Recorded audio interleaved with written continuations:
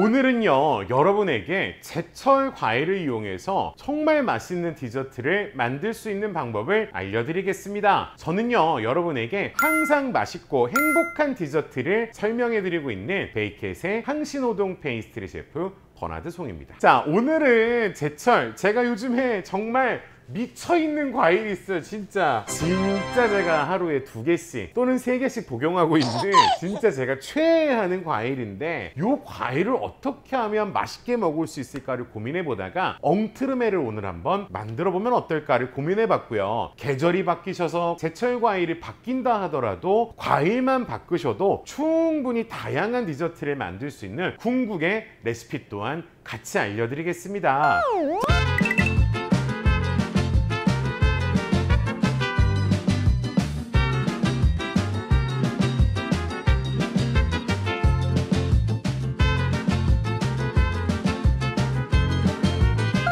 그러니까 우리가 지금 만들어 놓은 참외는 냉동고에서 꽝꽝 얼고 있단 말이죠. 여러분들이 제철 과일이 바뀐다 하더라도 만드는 그런 시스템은 바뀌지가 않아요. 메커니즘 속에서 그대로 여러분들이 과일만 바꿔주시면 충분히 다양한 인서트들을 만들 수 있습니다. 저는요, 이제 앙트르메에 필요한 겉에 있는 단단한 하드 계열 크레미를 만들어 보겠습니다.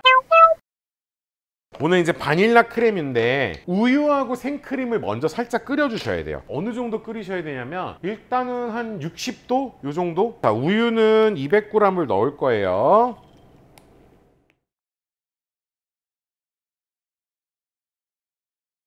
와, 딱 떨어졌어 진짜. 그 다음에 여기다가 생크림을 같이 넣어 주세요. 생크림을. 자, 이제 계량된 우유 생크림에다가 바닐라빈 익색트랙을 조금 넣어주세요. 대략 한 5에서 6g 정도. 얘를 좀 끓여주시고 설탕을 40g을 전란에다가 일단 먼저 섞어주세요. 전란에다가. 요 과정은 되게 중요해요, 여러분. 전란이랑 우리가 방금 설탕이랑 그냥 살짝 섞어놔 주세요. 그래서 전란이랑 설탕이랑 살짝만 섞어놔 주시면 돼요. 끓으면 안 돼. 끓으면 안 돼.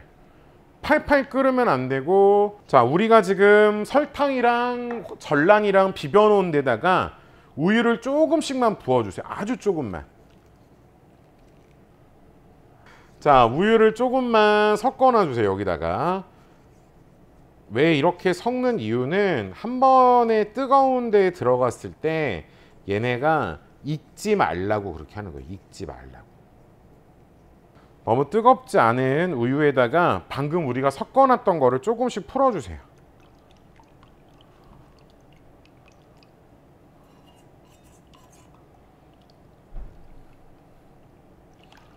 중요한 거는 지금 얘네가 열을 가하지 않은 채로 하셔야 돼요. 이런 거 하실 때는.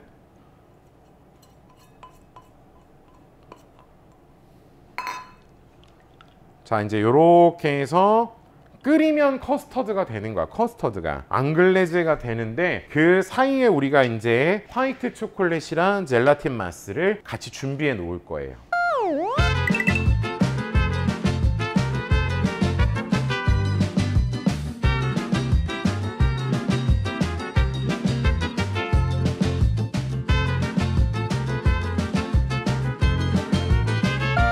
자, 젤라틴 마스 만드는 거 다 확인하셨으니까 이제 여기다가 화이트 초콜릿 180g,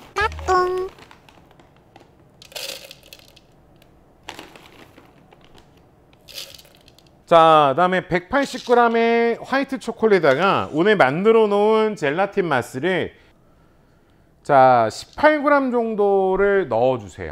요렇게 해서 지금 준비는 끝났고, 이제 앞으로 얘를요 82도 정도 될 때까지 끓여 주시면 돼요. 센 불로 하지 마세요. 금방 타요. 냉동된 전란을 사용하시는 분이 있으시다면 그럴 때는 한번 망에 걸러서 사용하시면 더 좋아요. 이 정도면 초콜릿이 다 녹겠다 하는 그 온도가 되면은 이 상태로 불을 꺼 주시고요. 불을 꺼 주시고 여기다가 바로 부어 주시면 돼요. 이제 유화 작업을 할 건데 노른자가 들어가 있고, 그다음에 생크림과 우유와 초콜릿, 젤라틴 마스까지 전부 다 녹여주시면 됩니다. 바로 쓰지 마시고 1분 정도 그대로 놔두세요. 이 상태로. 자, 이제 이렇게 그 초콜릿이 녹을 수 있는 시간을 충분히 주시고 난 다음에 바 믹서를 이용해서 유화 작업을 해주시면 됩니다. 이때 중요한 게 바 믹서를 위에서 작업하면은 거품이 많이 나. 그러니까 꼭 바닥면쯤에서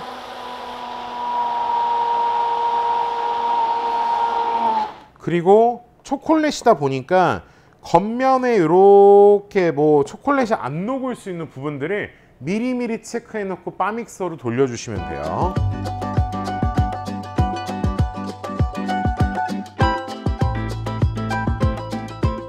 자, 이제 충분히 작업이 끝난 거에다가 마지막으로 상온에 있는 버터이긴 한데 이 버터를 집어 넣고 최종적인 유화 작업을 마무리해 주시면 됩니다.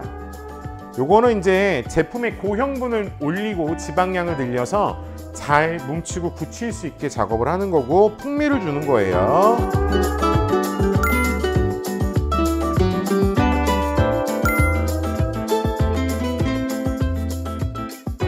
자, 요 작업이 끝났다고 해서 여러분 그냥 끝내시지 마시고 혹시라도 모를 바닥면 어딘가에 안 녹여 있는 초콜릿이라든지 젤라틴 같은 것들을 확인해 주시면 좋습니다. 잘 비벼진 것 같고요. 그 다음에 요런 비커는 바닥에다가 장갑 하나를 깔아 주시고 바닥에다가 통통통 쳐주시면은 위에 있는 거품들이 좀 사라질 거예요.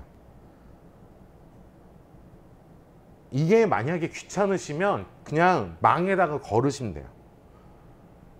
근데 로스가 생겨서 저는 개인적으로는 이런 식으로 치면서 정리를 하는 편입니다. 이 상태로 한 적어도 한 김 식을 정도 4시간 정도는 냉장고에다가 넣어 놓으셔야 돼요. 왜냐하면 지금 이 뜨거운 거를 몰드에다 부으시고 인서트를 만약에 넣는다고 하면 바로 인서트부터 녹을 겁니다.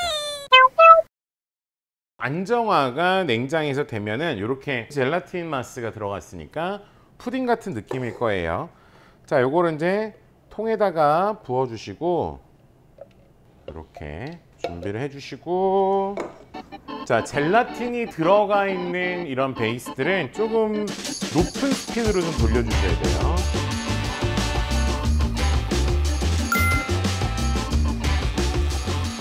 자, 이제 2번 정도를 나눠서 작업을 해야 되기 때문에 요거가 지금 상당히 중요해요, 지금부터. 자, 이제 우리가 일전에 만들어 놨던 참외 인서트들이거든요. 자, 먼저 일정 분량의 크레뮤, 지금 이런 것들을 크레뮤라고 하는데 크림과 무스의 중간치를 크레뮤라고 그래요. 자, 일정 부분을 잘 따라 주셔야 돼요. 반 정도 일단은 먼저 채우시면 돼요. 반 정도. 다음 반, 다음 것도 반,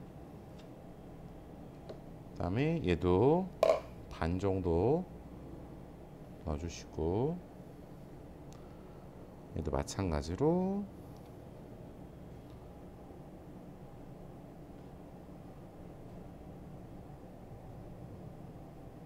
자, 이렇게만 만들어 주신 다음에, 자, 요거를 자유롭게, 실리콘 몰드의 특징은 자유롭게 움직일 수 있다는 거잖아요. 그래서 저는 개인적으로 선호하는 방식이 숟가락으로 이렇게 부분들이 다 안에가 이제 크림이 닿을 수 있게끔 안에를 한번 정리를 해 주시는 게 제일 좋아요, 이때. 그래서 벽면에, 그러니까 이 사이사이 홈들이 있으니까 이 홈들을 한번 크림이 닿게끔, 혹시라도 닿지 않은 부분이 있으면 안 되니까 정리를 해주시면 됩니다. 이 상태로 살짝 한번 더 얼려주시는 거예요. 그래야 중간에 정확하게 인서트가 위치를 하고 크레미가 덮어지는 형태를 구현하실 수가 있을 거예요. 자, 여기다가 인서트를 얹어 주시고요.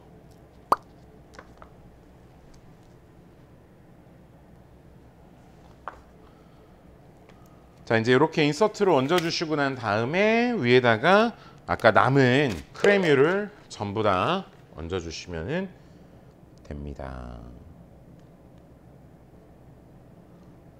이거는 약간 여백 없이 넣어야 돼요. 넣으실 때도.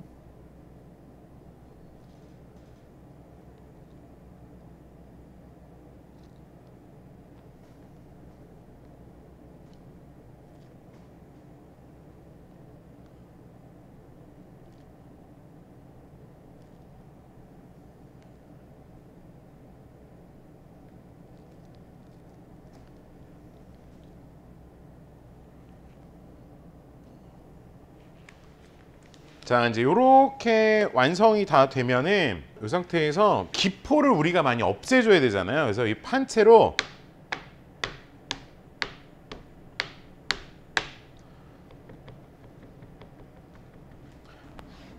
자, 이러면은 분명히 뭐가 보이냐면은 그 몰드에서 약간 부족한 부분들이 보이기 시작을 할 거예요. 이런 작업들을 한번 해주시고 나면은